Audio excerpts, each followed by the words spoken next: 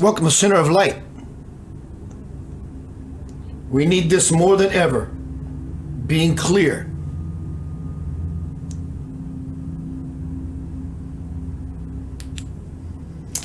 Intuitively, I feel we're doing much better. 2020 was choppy. Chop, chop. In fact, chopping block. Chop, chop, chop. But now we get to pour some syrup or molasses on it. It's still choppy, but there's somewhat a new beginning of a continuity. Versus, right? I'm sure many of you feel that as well. It's going to take about, give or take, this is just playing around with ideas, 3 months. Hello, March. Mid-March. March 17th. Why not? It did last year. For the new consciousness that believed in needing a landmark from 2020 to 2021. 1 minute before midnight, we're still in 2020. 1 minute after midnight, we're in 2021. It's all bullshit. But not. What makes it significant and powerful is hundreds of millions of people, souls, supported by the angelic kingdom, mind you, reinforcing that 1 minute after midnight, a new level of process will commence. It's the only difference. One is the truth and the other is nonsense. So tonight is Center of Light, nothing. Nothing. There's nothing to do but you full out, full in, full up, full forward, full toward. Tonight is Center of Light. Nothing. No one is home.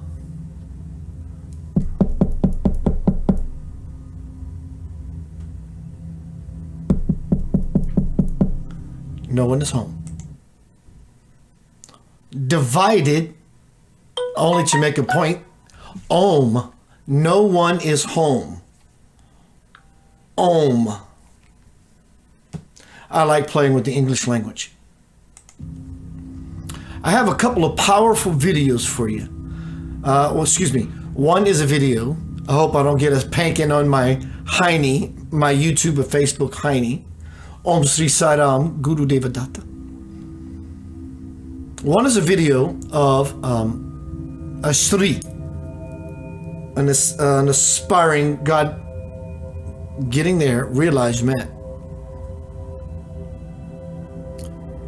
And the other is an audio by Alan Watts.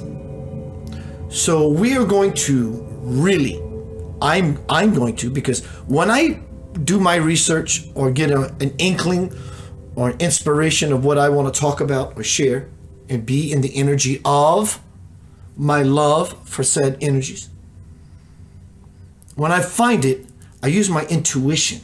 I really use my intuition. I just want something. This sounds like a beautiful possibility. And I go into it. And I get on YouTube and I get on Facebook. I use Facebook more to find the videos I want to use. And I will always give credit to those artists, creators who create the content that I use here. But Facebook, if I find things for Facebook to use on Facebook, it's completely safe. More so on YouTube as well. And the opposite, it is not. It's the opposite. So anyway, I have a couple of videos I want to present to you. So tonight is about how deep the rabbit hole really goes.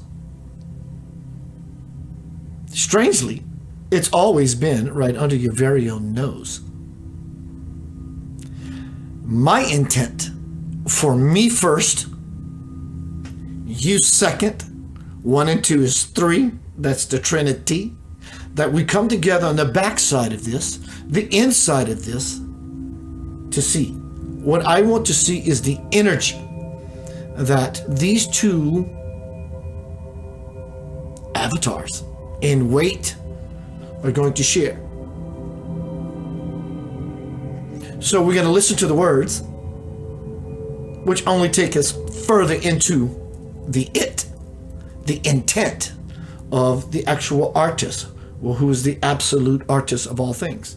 So this is what levels of avatarship is.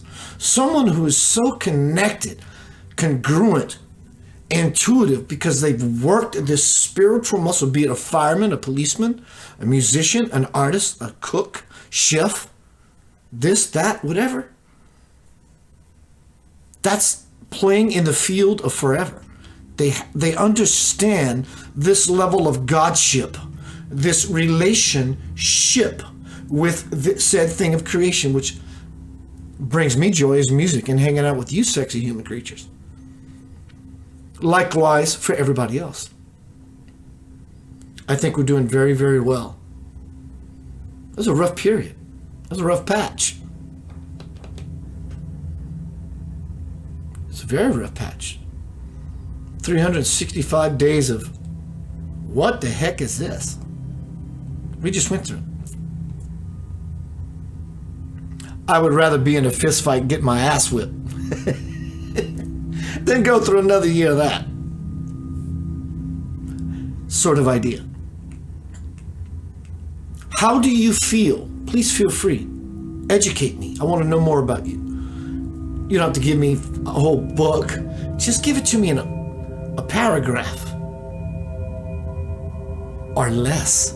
Can you capture the essence of you in the words that you choose to respond to my question is, how are you? How do you feel since 2020, today at 7:12 p.m. Central Time? Allocate that to your time zone. How do you feel? Feel good? Rejuvenated? Joyful? Anxious? It's okay. Anxious is every bit as beautiful as joyful and rejuvenated. And until you see that, you will never be joyful and rejuvenated, because you're going to be anxious about being anxious. And the next thing you know, you're going to have anxiety. Goes nowhere. So the question becomes, where do we want to go? We want to go further in. That's where the only place we will win is in. So tonight is center of light, nothing. You've heard me talk about this many times. This is a little different. This is a little deeper.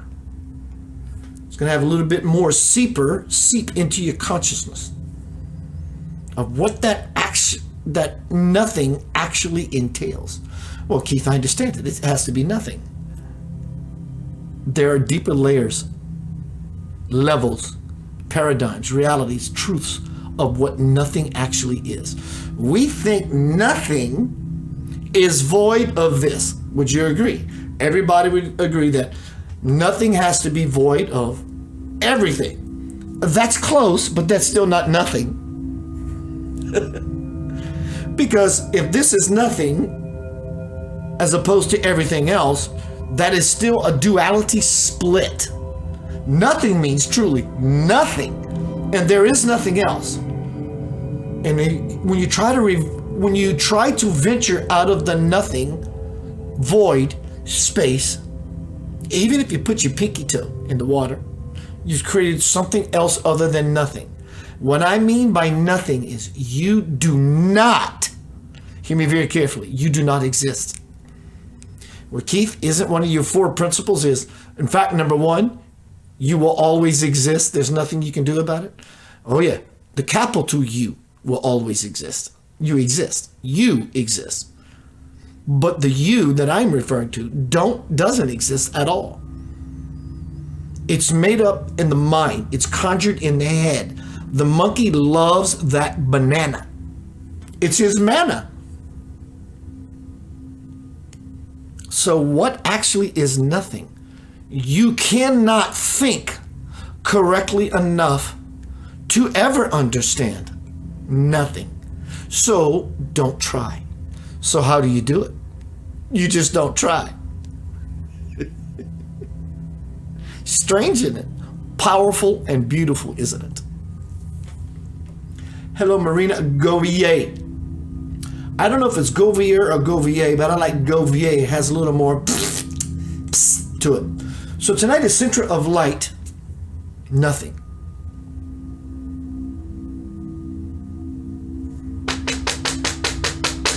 No one is home. Ohm. The ohm split. Home. No one is home. Okay, I want you to dwell. And what we have been playing with the idea, you're in the garden of forever. As children, we play. Play with the idea of nothing. Sit here in your chair, wherever you are, whatever it is you're doing. Get rid of the world for at least a moment. And entertain nothing. Try it. Seriously, try it. Close your eyes, take a breath. God would be nothing. Infinite. It's a zero. It's circular. It's divine. It's cyclical. It's forever. It's just always cyclical. Try to ingest that.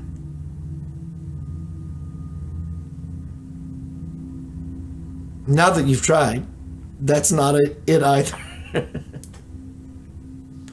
So what I am offering is, yes, it's even more divine than what you can divinely think, because it's not about thinking at all. That is the point. Keith, now I understand. You understand what I'm telling you because you're thinking about what I said. Fantastic. But that's not it. That becomes a leverage, a belief, and a crutch. And I'm going to play 2 media pieces. Hopefully. Not hopefully. I mean, saying hopefully for me.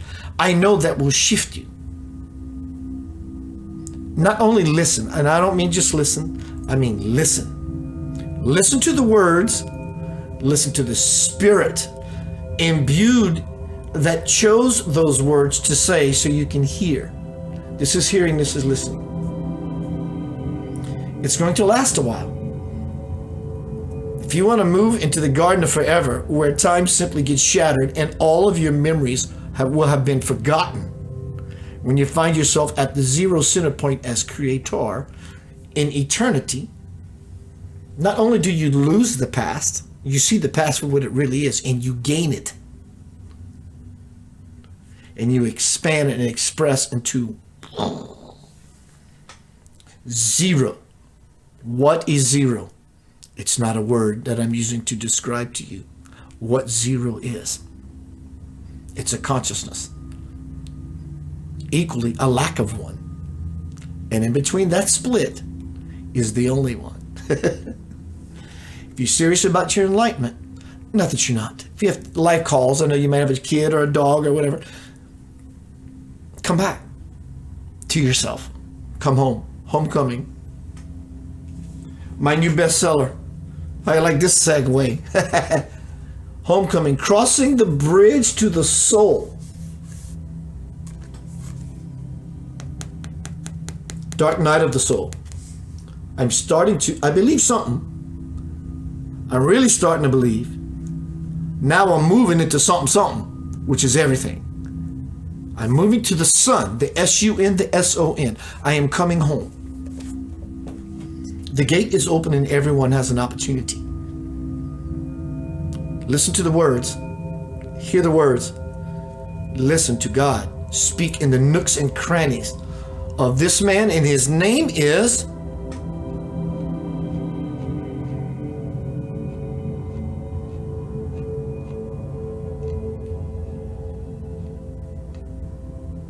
Sri Shunyamurti.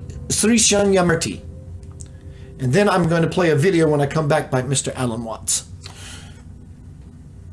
You're about to be lit on fire. It's going to feel different. Listening to this man in this wisdom pour out of this vessel, you're going to fall into that place, into beyond what we can even think zero is. Because he's going to build up a model, a castle. Listen to me really carefully. He's going to build up an idea and you go, yeah, I get it. And then he's going to shatter it and you're going to drop. He's going to build up an idea, tell you what everybody else thinks about it and how much everyone agrees.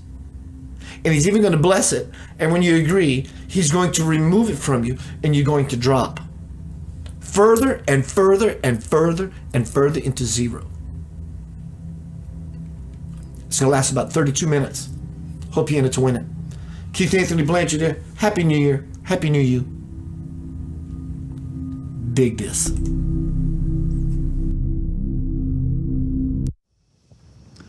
Why does Sri Ramana insist that the only means of attaining self-realization is through Atma Vichara? All other techniques and approaches, he says, are preliminary, but they won't get you to realization. The only direct understanding of the self can come through self-inquiry, which consists of what? It's the simple, silent asking of the question, who is I?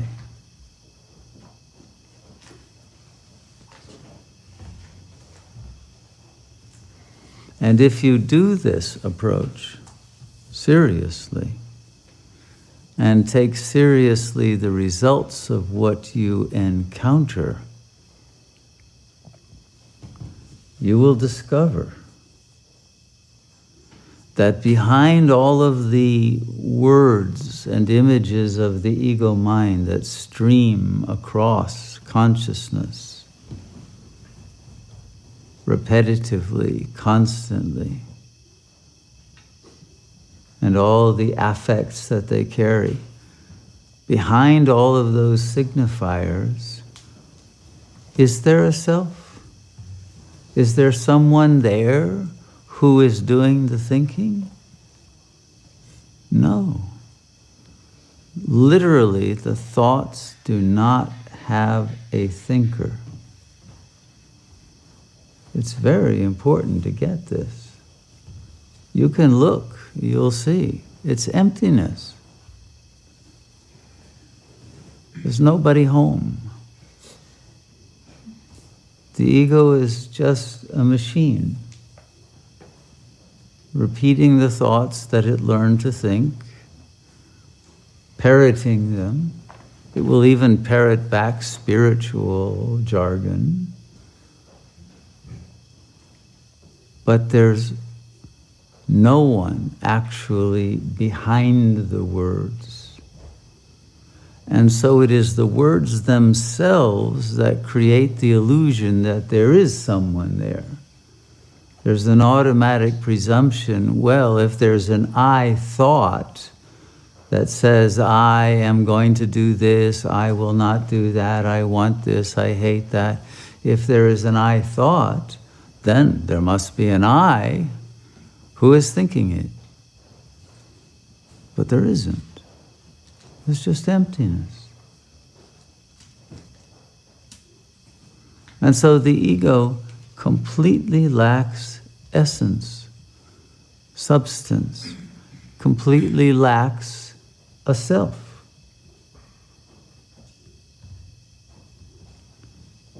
And these thoughts just go on. Not logically, not according to real reason, but according to fantasies and projections. And as every sage has taught, from Shankaracharya and Buddha and Jesus and all of the great sages, those fantasies, those desires that the ego produces, inevitably bring disappointment, if not worse. Buddha said remorse, but it can be devastation, it can be death.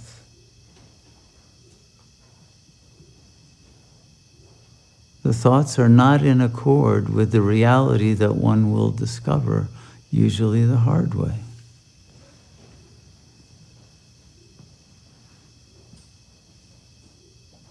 And yet the thoughts will continue, even after that, to produce the same desires and the same patterns over and over again. The ego doesn't learn. Really, it's not capable of learning because it doesn't have intelligence. It's a conditioned reflex produced by commands that you receive from parents and society, starting even before birth in the intrauterine developmental phase and in childhood. But by about the age of 5, it was set. You know, you could add different strata on top of it, but the basic approach of the ego is determined by those commands and projections that one received that will continue, making you do things to try to make the other happy or to rebel against the other if that's the command that you receive, to be independent and do the opposite of what you're told. Whatever it is, you don't have the free will to decide that. It's all happening in accord with that set of commands. And the ego itself can't change itself. It can't reprogram itself. You can even go through 10 years of psychoanalysis and you're just the same as when you started. Look at Woody Allen. He had 30 years of it. You can see that no processes of therapy actually work because the ego is limited to those particular mindless drives that are based on that set of commands, that are about you should stay loyal to the parents in the family system, you should serve your country no matter what, you should go to church every Sunday, you should do this or that, or you should take drugs and go to rock concerts and do other things. And whatever it is that you think you have your own style and proclivity toward is actually an imitation. We mimic the others. You mimic the popular kids in school and you adopt their style, or you mimic those who you think are going to get ahead and be most successful. But there's no internal understanding of who you are, and therefore what is really important. So your value systems are totally determined outside. And once you follow those value systems and those orders, plus the omissions, the things you're told not to do, that you're not even to know, the forbidden knowledge, once you censor out all of that, your intelligence is crippled. Your ability to think your way out of any problem is completely limited because your repertoire of thoughts and logic and capacity to see through the illusion has been completely eliminated. You're part of the illusion. So the only way out of this trap of the hell realm of the ego is to realize you're not the ego. But the only way you can realize that is doing the self-inquiry and realize not only are you not the ego, you're not anyone. And this is what's terrifying. And the ego knows this, of course, and that's why every ego feels like a phony. You know, I'm just pretending to be this or that. I can't back it up. It's a bluff, it's bravado. And if one has a negative ego that says, no, I'm lousy and worthless and nobody wants me and they'll all reject me and all of that, then you'll go through life projecting and provoking people to try to do that to you, which you can usually achieve, and that will bring you back to a feeling like, okay, it feels like home, right?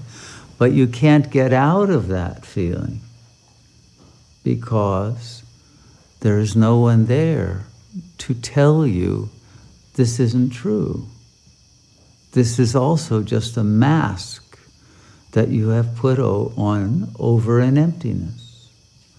But the emptiness is so terrifying, you'd rather stay even with an ugly mask than no mask at all.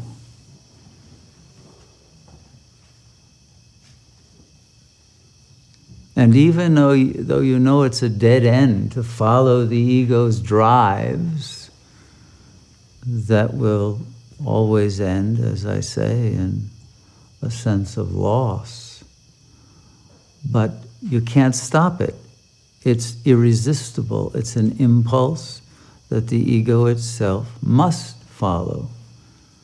Because if it doesn't, there's a rupture with its own identity.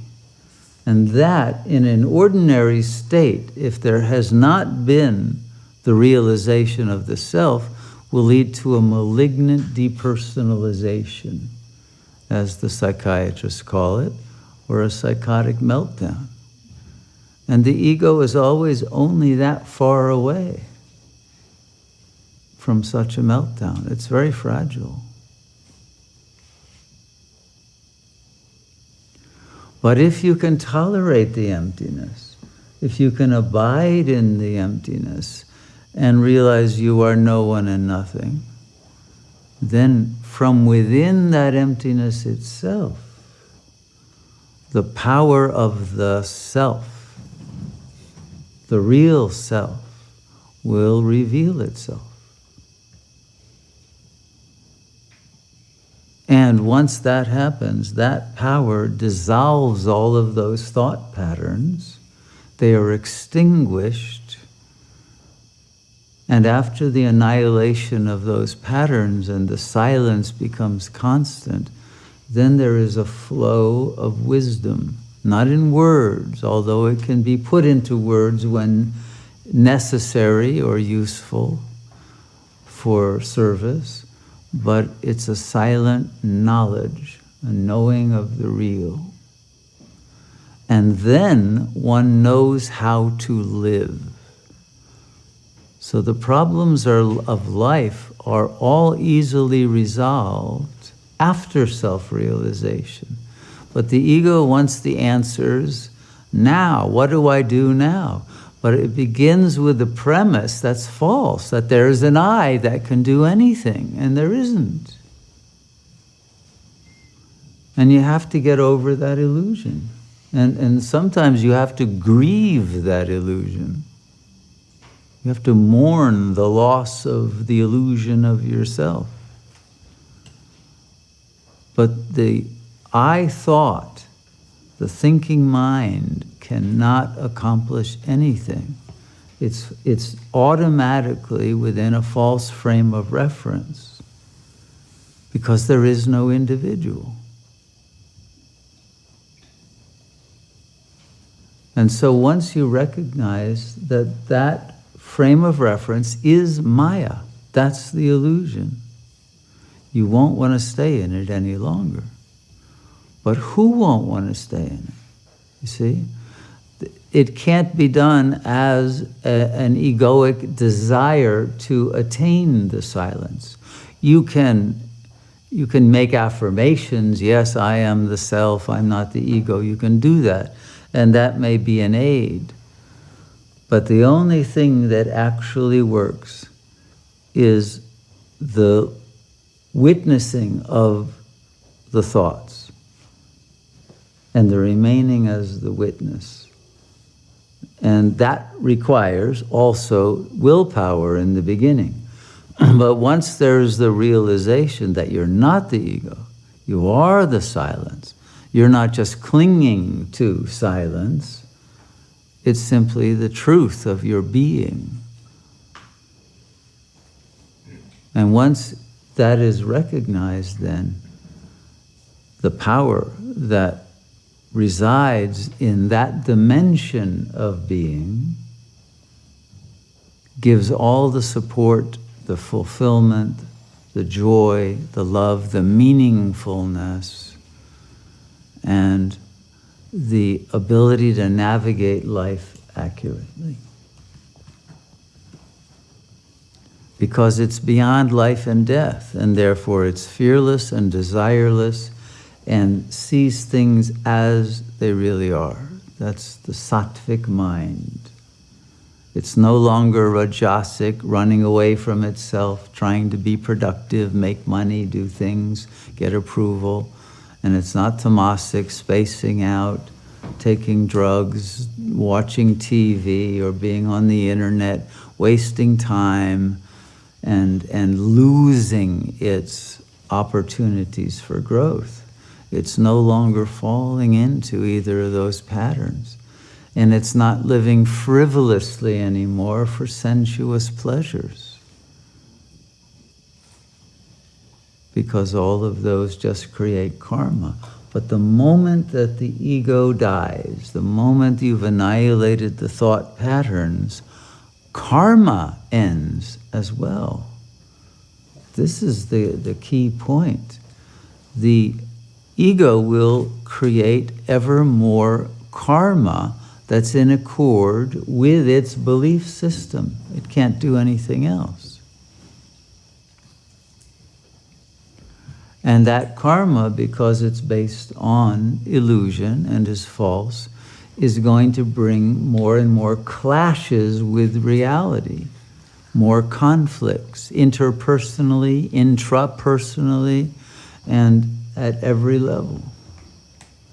And so the more that the ego mind tries to fight its way out of a bad situation, the more it digs a deeper hole for itself.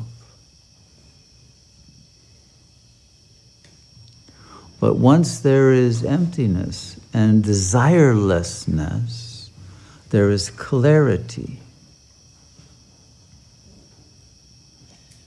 And there is the peace and serenity that enables responses to be offered with poise, with grace, with empowerment, because the real will speak through your body, not the ego anymore. And the real will cut through the false very easily. The real is 1,000 times more intelligent than the ego.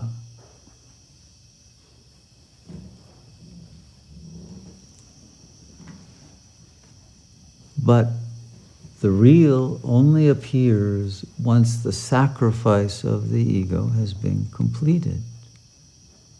Until then, you may get intermittent glimpses, but they won't sustain you, and the ego will fall back into its tendencies because they are lifelong tendencies. In fact, many lives-long tendencies that can only be overcome through a total surrender to the self in the emptiness. Nothing else will do. If there was any other, if you could take a red pill and be out of the matrix, that would be great. I don't think such pills exist.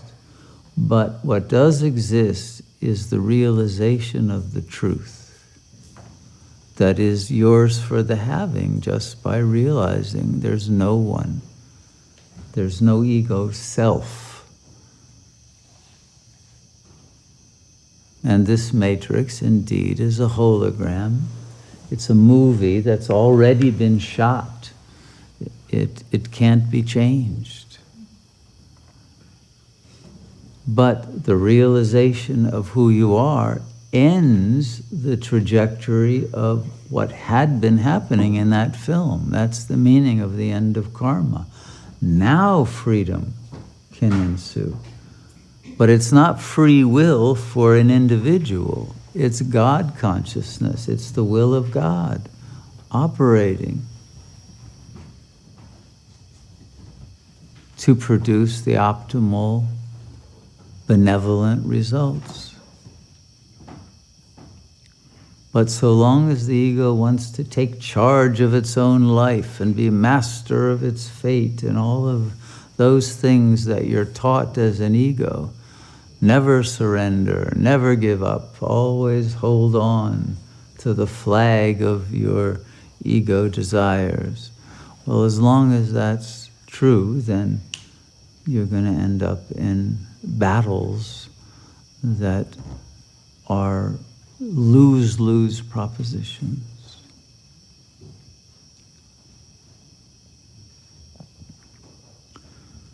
So the way out is in, and the inner produces a realization of the nothingness, the emptiness, that once it has been recognized as the total reality. This emptiness is not nothing, it's consciousness. But what is consciousness? Consciousness cannot be understood scientifically. It's not some chemical actions in the neurons of the brain. Consciousness is prior to body, prior to world. The world is contained within this consciousness, but it has no perceivable flavors or qualities. It is nirgun. And yet, once there is the full realization that you are this consciousness that's cosmic and beyond in scope, it's unlimited. Once you have dissolved totally into that, then this consciousness that seems like nothing and empty is realized as the vast fullness and the potentiality of creative intelligence that has produced this whole world, this whole universe, and more.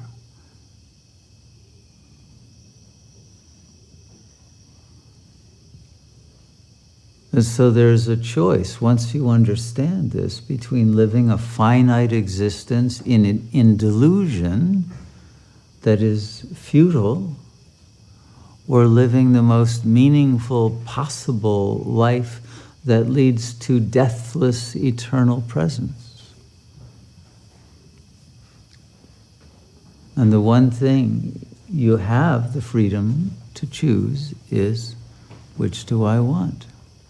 But you can, again, only choose it from that place that you reach through Atma Vichara, of the witness to the ego that sees the ego for what it is and doesn't want to live within that box anymore. And once you realize that, then you realize also you're not in that box. You've never been in that box. Emptiness can't be put in a box. And the emptiness is always free and awakened and empowered. And that emptiness is the fullness. And then everything changes. You can have all of that with all of the miracles that come with it very easily. But it's easy only if there are no distractions, only if, okay, 70% of me wants this and the other 30% wants sex, drugs, and rock and roll. Well, no, you're not going to get this then, because you're still addicted to the ego identity. And that's why very few people achieve liberation. They can't make a wholehearted decision to go for the ultimate reality. And it's true, within the ego you can't make the decision. You can make it after you've done the Atma Vichara and then realizing in that emptiness, this is the real, this is what being is. The rest is appearance. Appearance is a flux, it's transitory. Your body only lasts a certain amount of time. If you're identified with the body, then at death you'll feel destroyed.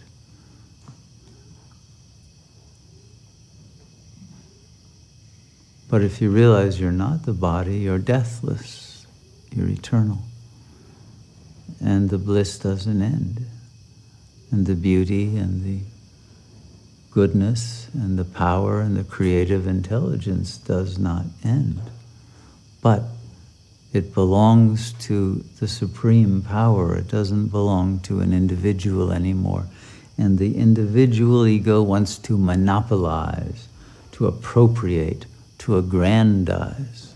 You see this all the time with gurus who say, I am enlightened. Well, you know, watch out. No, I wouldn't go too close to that, because that I is obviously megalomaniacal. And you see this all the time, of course, in people in every profession, but it stands out when one is claiming enlightenment. And so in your own sadhana, it's very important not to claim, oh, I had all these experiences, I am very special, I've done all of this, I'm very close to enlightenment. As long as there's still an I that's trying to claim anything, then it's stuck in a very low chakra that's filled with arrogance and conceit. And so until there is total humility that comes only from the emptiness, then the game of the ego will continue to play.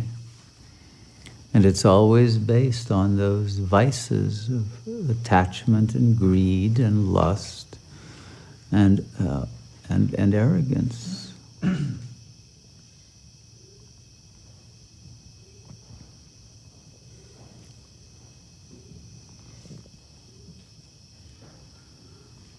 But the ego has a very hard time tolerating silence. And it will try to interrupt the silence whenever it can to bring you back into the frame of reference of the ego. It won't allow you to be free. And so the only way you earn your freedom is complete disidentification from thought. There's no other way out.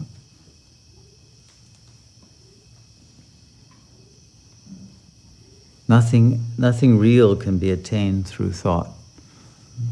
All the philosophers who are so proud of their thinking, their logic, most of them are more anxious and troubled than other people. Psychiatrists have a higher suicide rate than any other profession. So those people who try to change the ego from within it can't do it, and they get burned out and they become depressed and in despair because their careers are failures.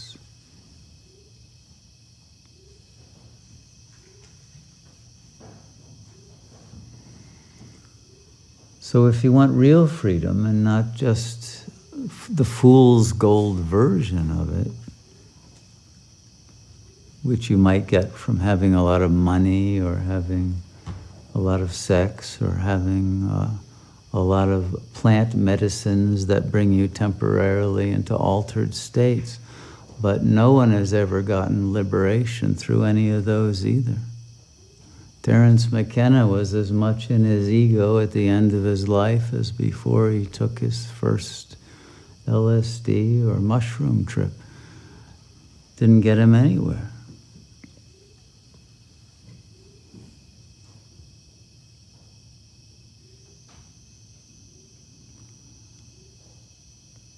If you want freedom, it's a radical annihilation of the ego mind that is required. Some people have very good karma and they hear this once, they get it, and they're done. Very few, but it happens. Others will take years and years of practice before they can silence the mind. But so what? It's still better to do it in this life and be free and not have to come back around. Because whatever sanskaras are left of the ego will pull the consciousness back into the body to fulfill those same desires and those same forms of attachment to particular kinds of situations.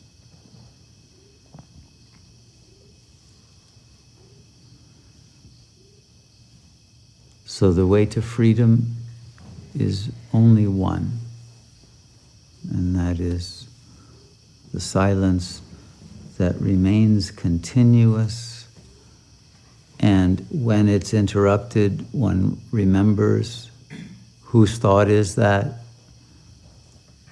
It's the ego's. I am not the thought, I am the witness. And you return to the silence until, without entertaining any thoughts, they are dissolved.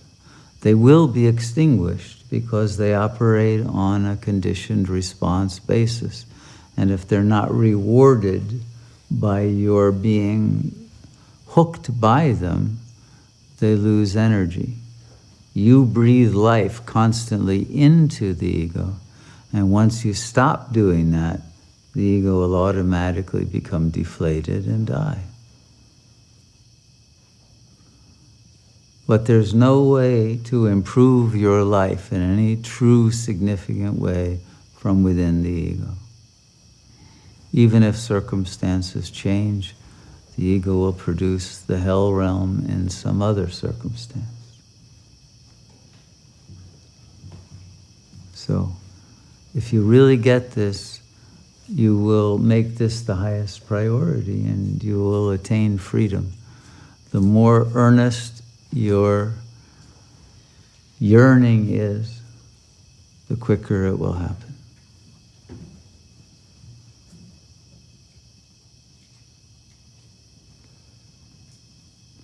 And it may be that your ego can't even desire it, can't even want this.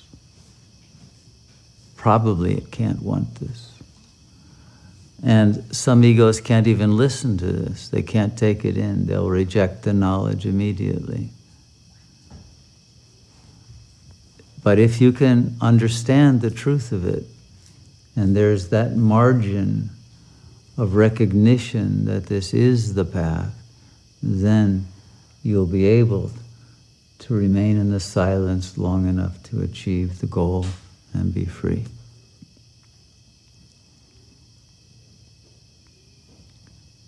All of those of the highest levels of wisdom throughout history have said this is the path.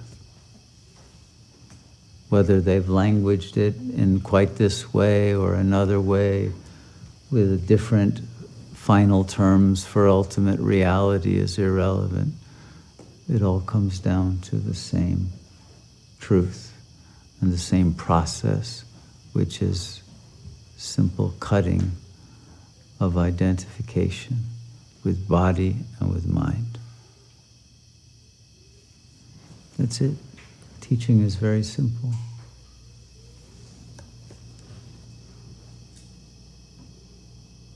We're over time, but I'll take a couple of questions if anyone has any.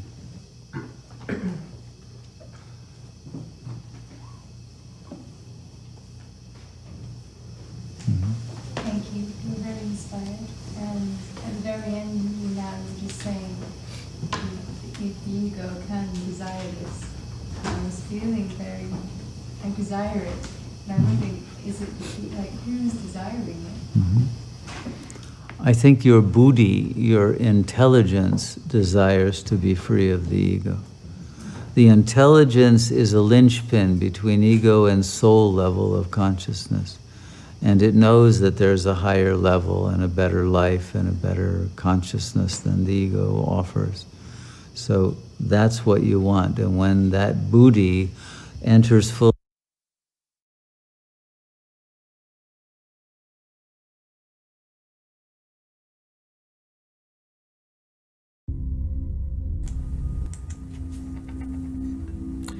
changed me completely.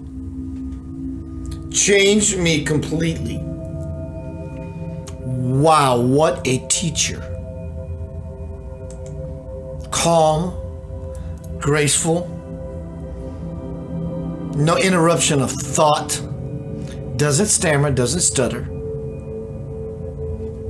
You saw the warm glow all over this man with this Christ-like way of being, simple, powerful, in the subtlety. That's ridiculous. Anyone interested, contact me as soon as tomorrow, send me, or tonight, send me an inbox that says, hey Keith, give me more about this particular teacher. I'll be more than happy to send it to you. It's time that we get out of belief and into that which gives us supreme relief.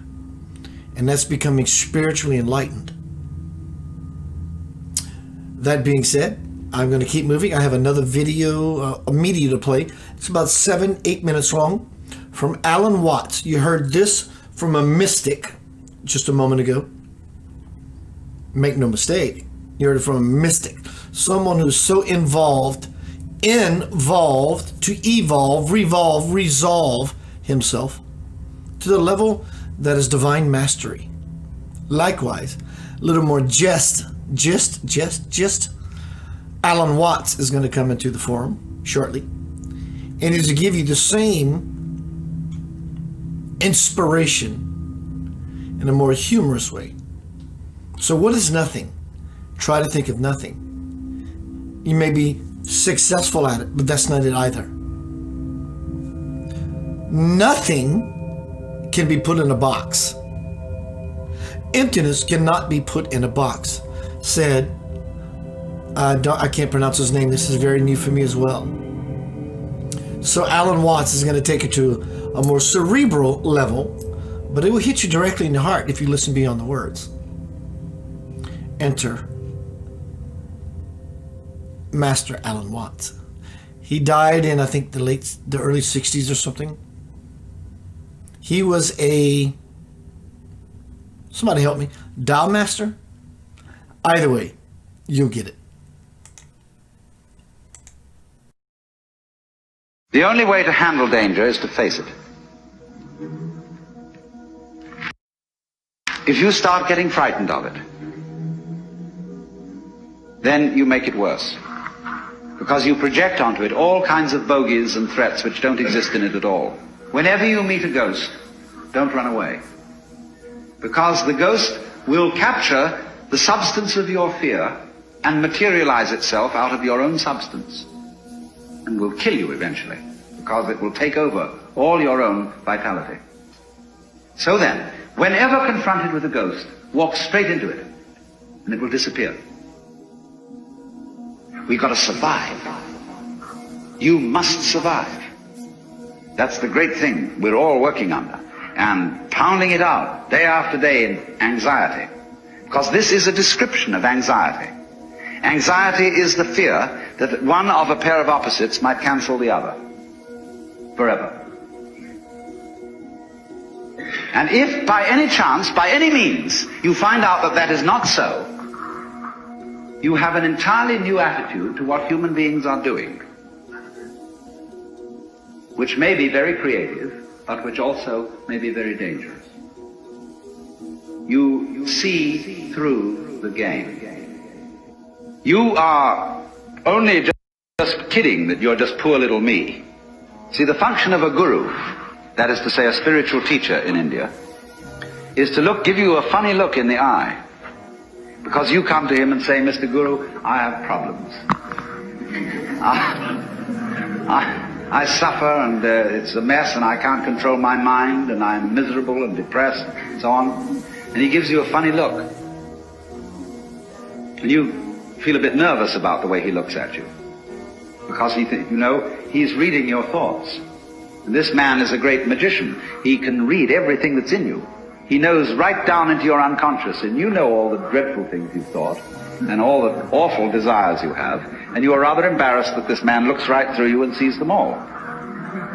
But that's not what he's looking at. He's giving you a funny look for quite another reason altogether. Because He sees in you the Brahman, the Godhead, just claiming it's poor little me.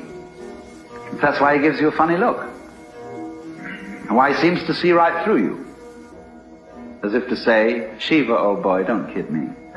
I know who you are, but you're coming on beautifully in this act that you're somebody else altogether. And I congratulate you, you're doing a wonderful job playing this part, which you call the person, my person. So, it's all very well. Anybody can have ecstasy. Anybody, as a matter of fact, can become aware that he is one with the eternal ground of the universe. But since that's what you are anyway, I'm going to ask, so what? When a hero goes on an adventure, and he leaves his people, and is going to a strange land, he can go away and just hide himself round the corner in an obscure house, and then appear a year later and say, I've been on a heroic journey, and tell all sorts of tales. And they say, prove it. Because they expect him to bring back something which nobody has seen before. Then they believe you've been on a journey. So in the same way exactly, anybody who goes on a spiritual journey must bring something back. Because if you just say, oh man, it was a gas. Anyone can say that. Now this is why in the doctrines of Buddhism there is a differentiation between two kinds of enlightened beings. They are both forms of Buddha, which is to say the word Buddha means somebody who has awakened, who has discovered the secret behind all this. In other words, all this thing we call life with its frantic concerns is a big act, which you, in your unconscious depths, are deliberately setting up. So you can do one of two things when you discover this. You can become what's called a pratyeka Buddha. That means a private Buddha, who doesn't tell anything. Or you can become a bodhisattva. Pratyeka Buddha goes off into his ecstasy and never is seen again. Bodhisattva is one who comes back and appears in the everyday world and plays the game of the everyday world by the rules of the everyday world. But he brings with him upaya. He brings with him some way of showing that he's been on the journey, that he's come back, and he's going to let you in on the secret too. If you will play it cool and also come back to join in the everyday life of everyday people. The first thing then is to discover what indeed you do love, if anything, and you will find there is something. And then go into the nature of that.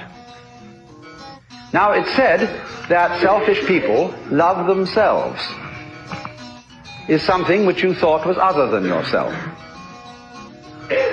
Even if it be very ordinary things such as ice cream or booze, in the conventional sense, booze is not you, nor is ice cream. It turns into you in a manner of speaking when you consume it, but then you don't have it anymore. And so you look around for more in order to love it once again.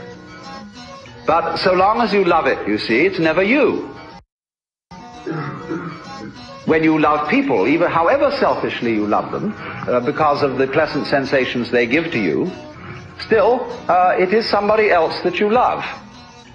And as you inquire into this, as you follow honestly your own selfishness, many interesting transformations begin to come about in you. One of the most interesting transformations of being directly and honestly selfish, in the same way that, for example, cats are, is that you stop deceiving people.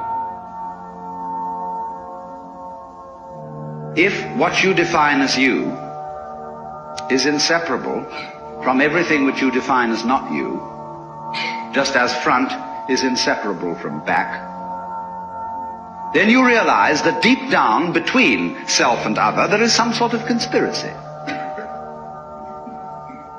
If these things always occur in combination,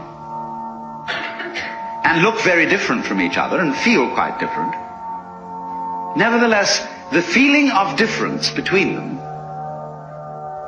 allows each one to exist. And so underneath the opposition or the polarity between self and other, or between any other pair of opposites you can think of, there is something in common, as there is, for example, between figure and background. You can't see a figure without a background. You can't have an organism without an environment. Equally, you can't have a background without a figure, or an environment without organisms in it, or without things in it. You can't have space which is unoccupied by any solid. You cannot have solids not occupying some space. This is absolutely elementary, and yet we don't realize it, because, for example, the average person thinks that space is nothing. That it's just a sort of not there-ness in which there are things. And we are slightly afraid that not there-ness, that nothingness, that darkness, that the negative poles of all these oppositions will win. That they will eventually swallow up every kind of being and every kind of there-ness. But when you catch on to the game, you realize that that won't happen. Because what is called not existing is quite incapable of being there without the contrast of something called existing.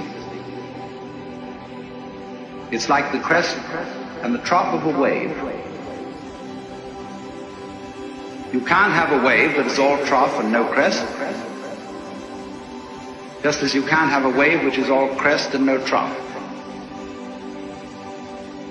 Such a thing has never been manifested in the physical universe. They go together.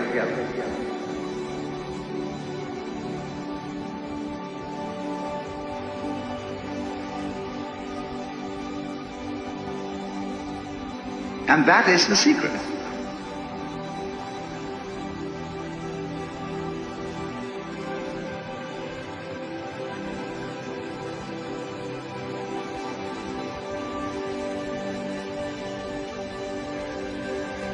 There really is no other secret than that.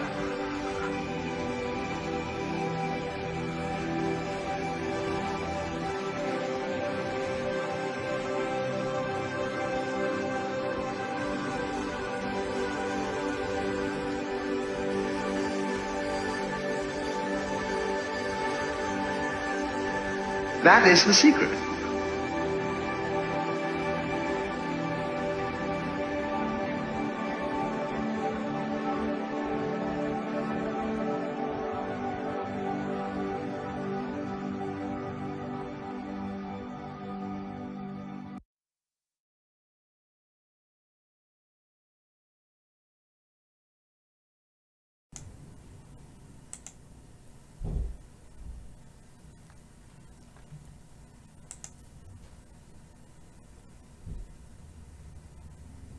I really don't have any of the words.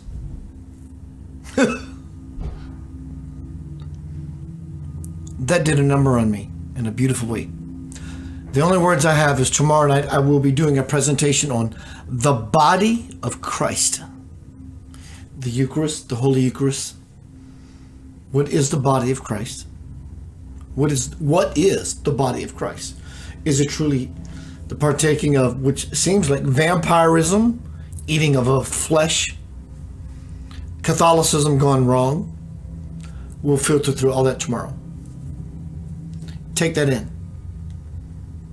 Both these avatar teachers have described what nothing actually is. And if you heard it with this and you got it, fantastic. But when you listen with this and you get it, monumental. You deserve it. It's your birthright. It's who you are at your essence. Peace, love, and light. I bid you good night. Your love beyond measure.